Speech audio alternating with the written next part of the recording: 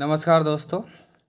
आइए हम पढ़ रहे थे आरबीएससी राजस्थान बोर्ड 9 से 12 में चलने वाली हिंदी व्याकरण एवं रचना प्रबोध किताब। कौन सी? आरबीएससी कक्षा 9 से 12 में चलती है ये किताब। इसका नाम है हिंदी व्याकरण एवं रचना प्रबोध। इसका अध्याय है 8। इसका नाम है संधि। आइए हम संधि पढ़ेंगे आज। आइए शुरू करते हैं। संधि। संधि क्या है? संधि संधि का शाब्दिक अर्थ योग अथवा मेल से बना है, अर्थात दो ध्वनियों या दो वर्णों के मेल से होने वाले विकार को ही संधि कहते हैं।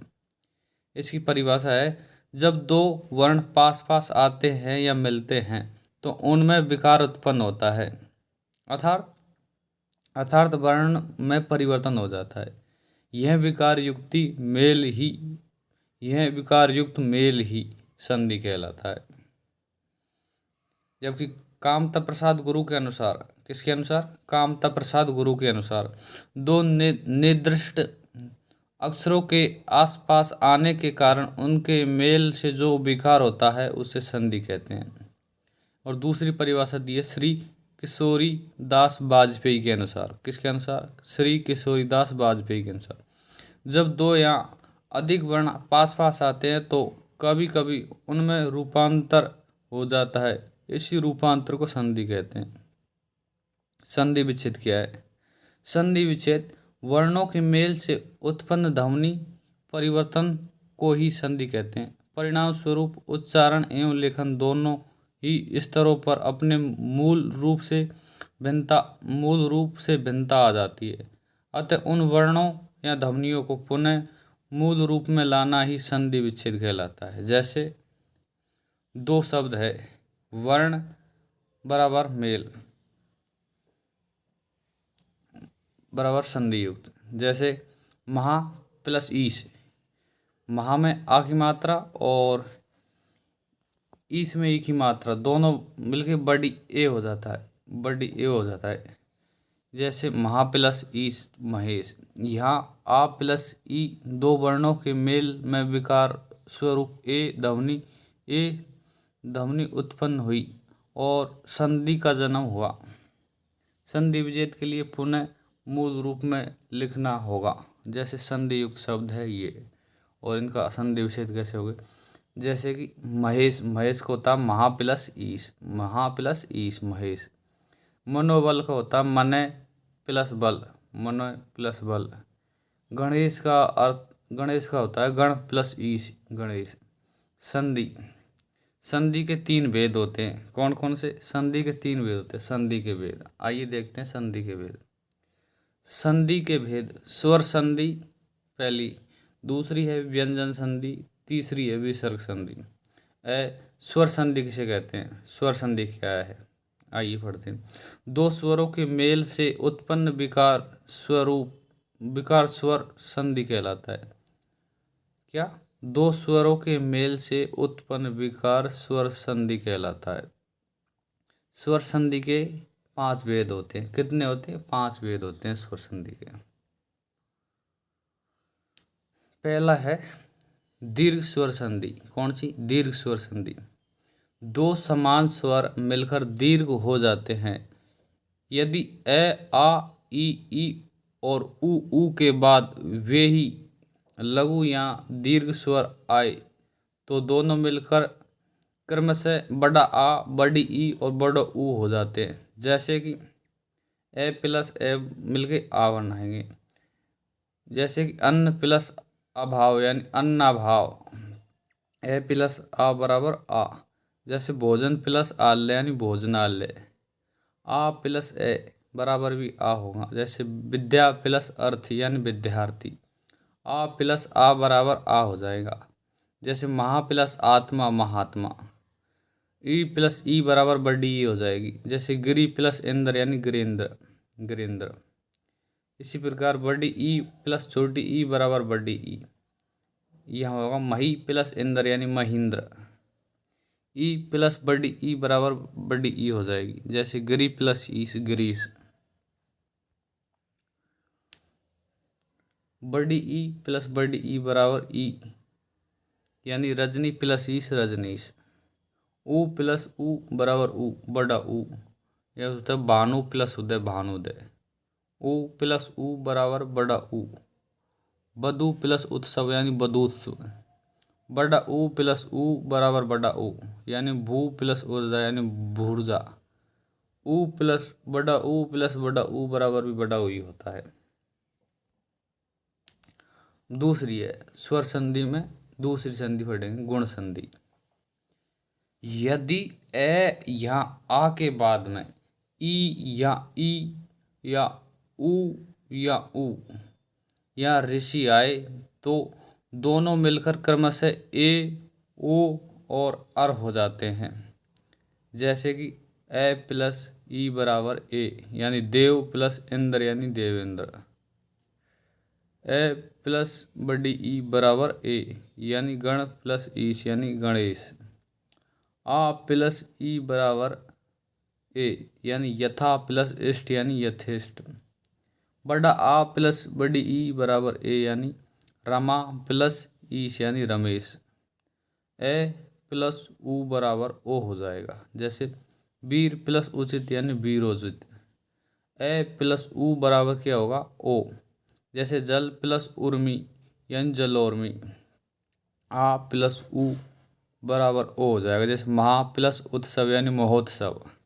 आ प्लस ऊ बराबर ओ, यानी गंगा प्लस उर्मी यानी गंगोर्मी। ए प्लस ऋषि यानी अर, यानी कणव प्लस ऋषि यानी कण्व ऋषि। जैसे आ प्लस ऋषि बराबर अर, यानी महा प्लस ऋषि यानी महर्षि। आइए अगली है तीसरी संधि वृद्धि संधि। जब ए या आ के बाद ए या आई हो तो दोनों के मेल से बड़ा ए, और यदि ओ या ओ हो तो दोनों के स्थान पर बड़ा ओ हो जाता है। जैसे कि ए प्लस ए बराबर बड़ा ए। जैसे एक प्लस एक यानी एक एक। ए प्लस बड़ा ए बराबर ए, यानी परम प्लस ऐश्वर्य यानी परमेश्वरीय। आ प्लस ए बराबर ए बड़ा ए, जैसे कि सदा प्लस ए यानी सदैव। आ प्लस ए बराबर बड़ा ए, जैसे महा प्लस ऐश्वर्य यानी महेश्वरीय। ए प्लस ओ बराबर ओ, यानी परम प्लस ओज यानी परमोज। जैसे बड़ा आ प्लस बड़ा ओ छोटा ओ बराबर बड़ा ओ। जैसे महा प्लस ओजस्वी यानी महोजस्वी। ए प्लस बड़ा ओ बराबर ओ। वन प्लस औषध यानी वनौषध।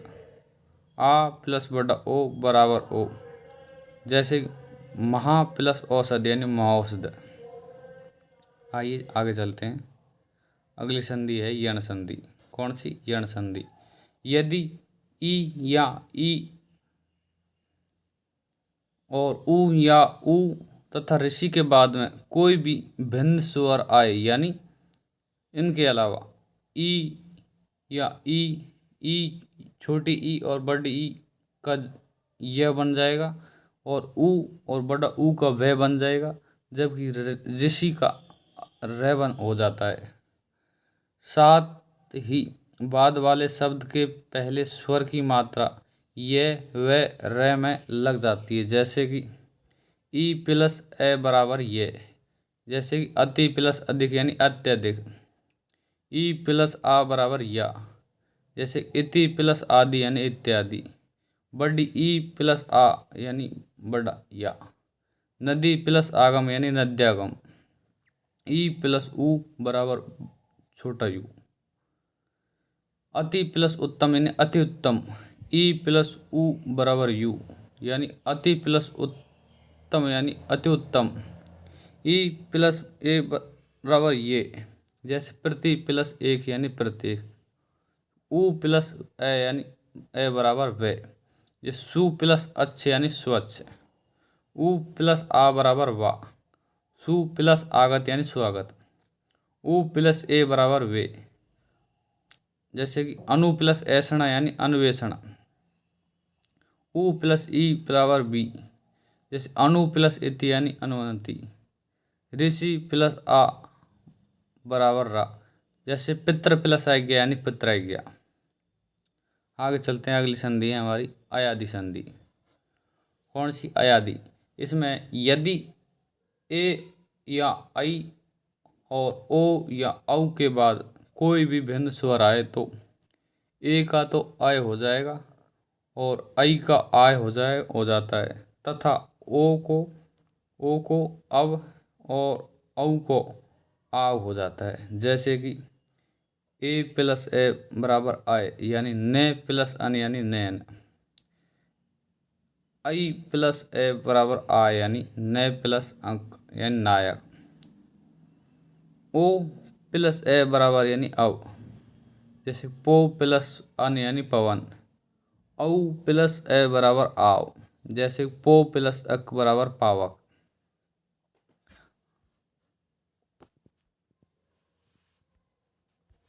आइए आगे चलते हैं, अगली संधि है व्यंजन संधि। कौन सी? व्यंजन संधि।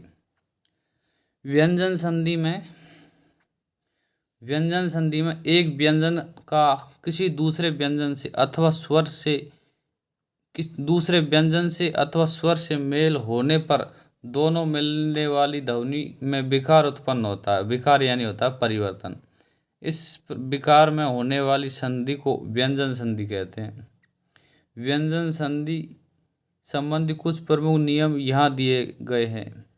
पहला नियम है, यदि प्रत्येक वर्ग के पहले वर्ण अर्थात क च ट त प के बाद किसी वर्ग का तृतीय या चतुर्थ वर्ण आए या य र ल व या कोई स्वर आए तो क च ट त प के स्थान पर अपने ही वर्ग का तीसरा वर्ण अर्थात ग ज ड़ द ब हो जाता है। जैसे कि बाक प्लस ईस यानी वागीस, दिक प्लस गज यानी दिग्गज, बाक प्लस दान यानी वागदान, सत प्लस वाणी यानी सदवाणी, अच प्लस अंत यानी अजंत, अप प्लस ईंधन यानी अभिबंध, अप प्लस ईंधन यानी अभिंधन, तत् प्लस रूप यानी तद्रूप, जगत प्लस आनंद यानी जगदानंद, शब्द प्लस द यानी शब्द। दूसरा नियम है, यदि प्रत्येक वर्ण के पहले वर्ण अर्थात क च ट त प के बाद न या म आए तो क च ट त प वर्ग अपने वर्ग के पंचम वर्ण अर्थात ण ण ण न में बदल जाते हैं। जैसे कि बाक प्लस में यानी वाग में, सठ प्लस मास यानी षड मास, जगत प्लस नाथ यानी जगन्नाथ, अप प्लस में यानी अम में। तीसरा रूल है अगला, तीसरा नियम है, यदि मैं के बाद कोई स्पर्श व्यंजन आए तो मैं जुड़ने वाले वर्ण के वर्ग का पंचम वर्ण या अनुस्वार हो जाता है। जैसे कि अहम प्लस कार अहंकार, किम प्लस चिंत यानी किंचित, सम प्लस गम यानी संगम, सम प्लस तोष यानी संतोष। स्पर्श व्यंजन होते हैं कैसे में तक 25 होते हैं स्पर्श व्यंजन। अपवाद स्वरूप जैसे सम प्लस कृत यानी संस्कृत और सम प्लस कृति यानी संस्कृति, इसमें ये नियम लागू नहीं होता। यदि मैं के बाद ये रे ल व स है में से किसी भी वर्ण का मेल हो तो मैं के स्थान पर अनुस्वार ही लगेगा। क्या लगेगा? अनुस्वार। किसके बाद? ये रे ल व और स है, इनके बाद में यदि मैं आ जाए तो मैं के स्थान पर अनुस्वार ही लगेगा। जैसे कि सम प्लस योग यानी संयोग, सम प्लस रचना यानी संरचना, सम प्लस वाद यानी संवाद, सम प्लस हार यानी संहार, सम प्लस रक्षण यानी संरक्षण, सम प्लस लगन यानी संलगन, सम प्लस वत यानी संवत, सम प्लस सार यानी संसार और नियम 5 है, यदि त या द के बाद ल रहे तो त या द ले में बदल जाते हैं, जैसे कि उत प्लस लास यानी उल्लास, उद प्लस लेख यानी उल्लेख। और नियम जो है छठा, नियम 6, यदि त या द के बाद ज या झ हो तो त या द ज में बदल जाता है, जैसे कि सत प्लस जन यानी सज्जन, उद प्लस झटिका यानी उज्झटिका। अगला नियम है 7वां, यदि त या द के बाद में स हो तो त या द का तो छ और स का छ हो जाता है, जैसे कि उद प्लस श्वास यानी उच्छ्वास, यह छ में बदल गया स और द छ में बदल गया उच्छ्वास। जबकि उद प्लस शिष्ट यानी उच्छिष्ट, सत प्लस शास्त्र यानी सच्छास्त्र। 8 है, यदि त या द के बाद च या झ हो तो त या द का च हो जाता है, जैसे कि उद प्लस चारण यानी उच्चारण, सत प्लस चरित्र यानी सच्चरित्र। नियम 9 है, त या द के बाद यदि है हो तो त या द के स्थान पर द और है के स्थान पर ध हो जाता है, जैसे तद प्लस हेतु यानी तद्धित, उद प्लस हार यानी उद्धार। संस्कृत व्याकरण ग्रंथों में उद का प्रयोग श्रेष्ठ बताया गया है, जबकि हिंदी में उद का भी प्रयोग होता है। नियम है 10वां नियम है, जब पहले पद के अंत में स्वर हो और आगे के पद का पहला वर्ण छ हो तो छ के स्थान पर चच्छ हो जाता है, जैसे अनु प्लस छेद यानी अनुच्छेद, परि प्लस छेद यानी परिच्छेद, आ प्लस छादन यानी आच्छादन। क्या आच्छादन।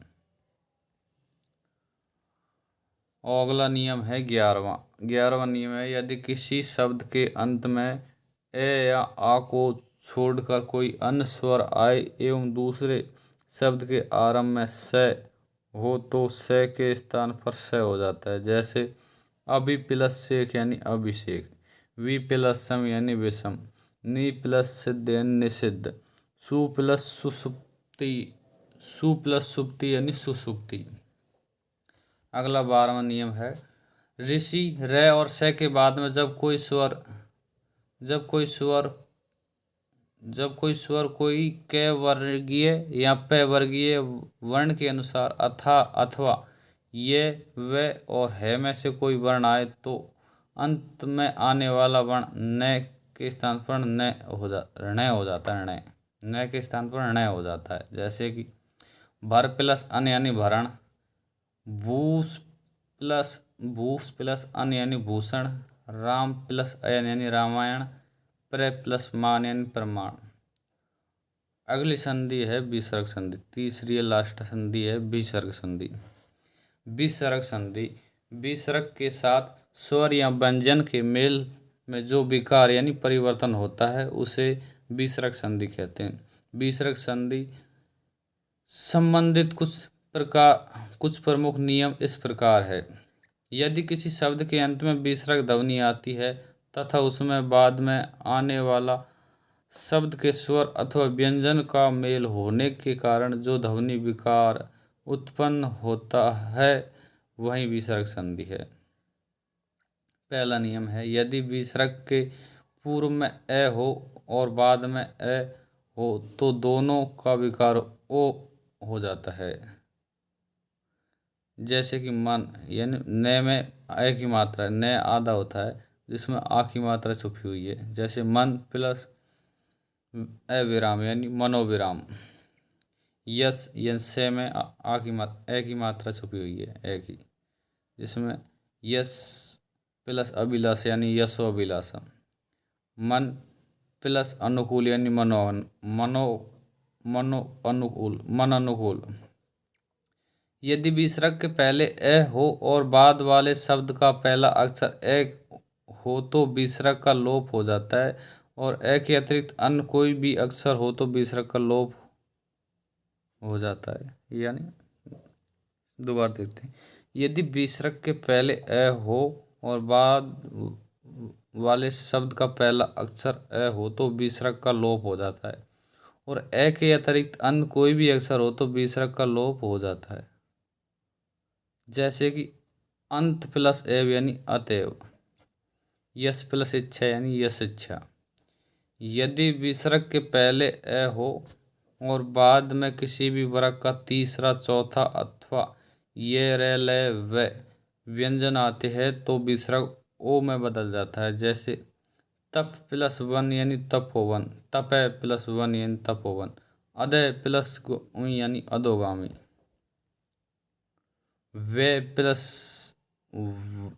प्लस वृद्ध यानी वेव वृद्ध, अंततः प्लस गत्वा यानी अंतगोत्वा, अंतोत्वा,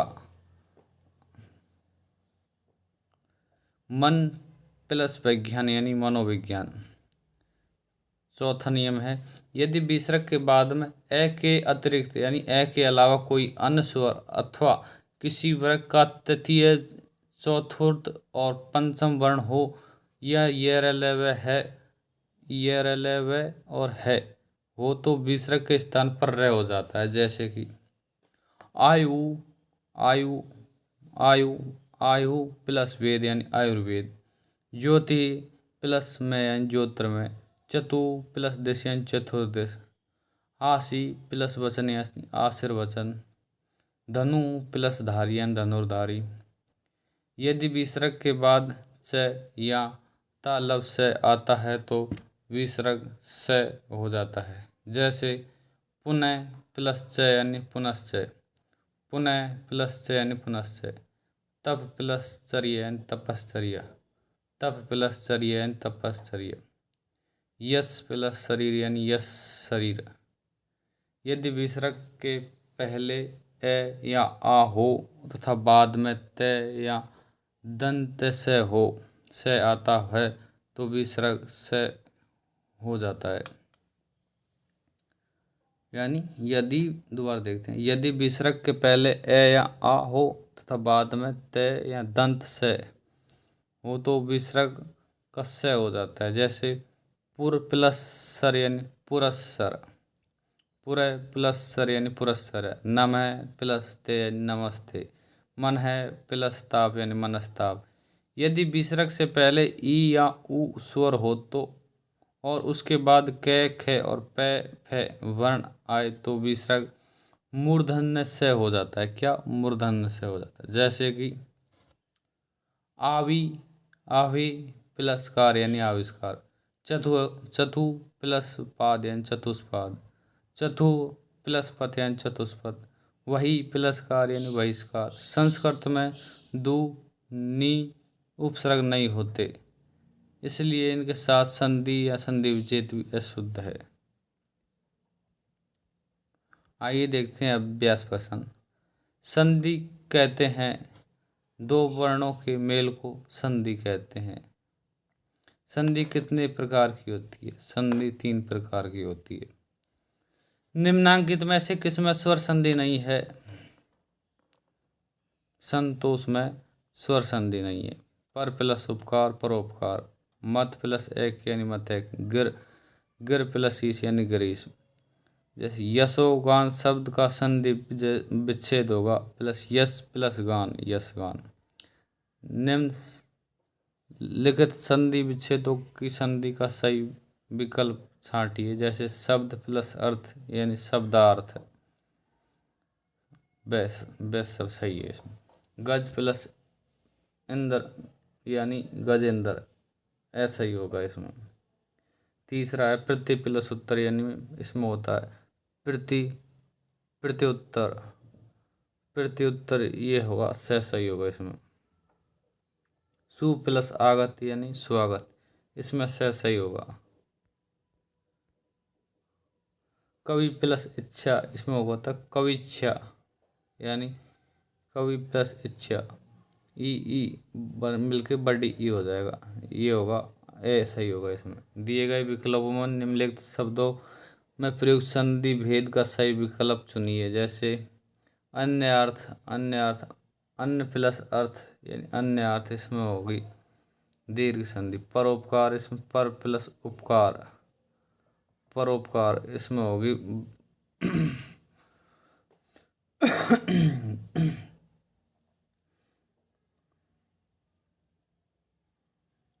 परोपकार में कौन सी संधि होगी। और अगले देखें नाविक में कौन सी संधि होगी। नाविक में होगी ऐसा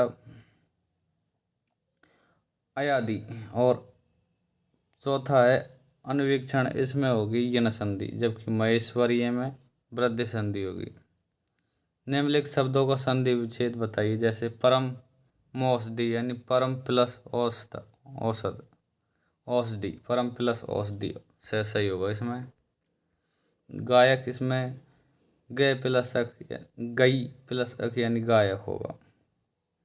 यशोगान, इसमें होगा यश प्लस गान, इसमें से सही होगा यश प्लस गान, यशोगान। स्वागत की संधि विच्छेद होगा सु प्लस आगत यानी स्वागत। सदैव क्या होगा सदा प्लस एव, इसमें से सही होगा अन्वेषण। अनु प्लस ऐषण यानी अन्वेषण, इसमें ऐसा ही होगा। प्रत्येक को प्रति प्लस एक यानी प्रत्येक, इसमें द सही होगा। संहार, संहार को सम प्लस हार, इसमें ऐसा ही होगा। नौवां है उद्धार, इसमें उत प्लस हार यानी उद्धार, इसमें नवा वैसा ही होगा। जबकि 10 में होगा मनोभाव, इसमें मन है प्लस भाव, मनोभाव। आइए आगे चलते हैं, देखते हैं।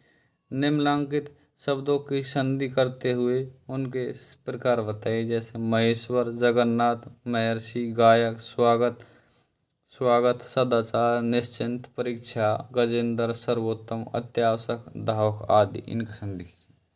9 है संधि, स्वर संधि के प्रकारों के नाम बताइए। और 10वां क्वेश्चन है व्यंजन संधि के कोई दो भेद बताइए। और 11वां है विसर्ग संधि का 6 उदाहरण वर्णन कीजिए। और प्रश्न नंबर 12 है संधि एवं संयोग में क्या अंतर है बताइए। निम्नलिखित शब्दों का संधि विच्छेद करते हुए संधियों का नाम लिखिए।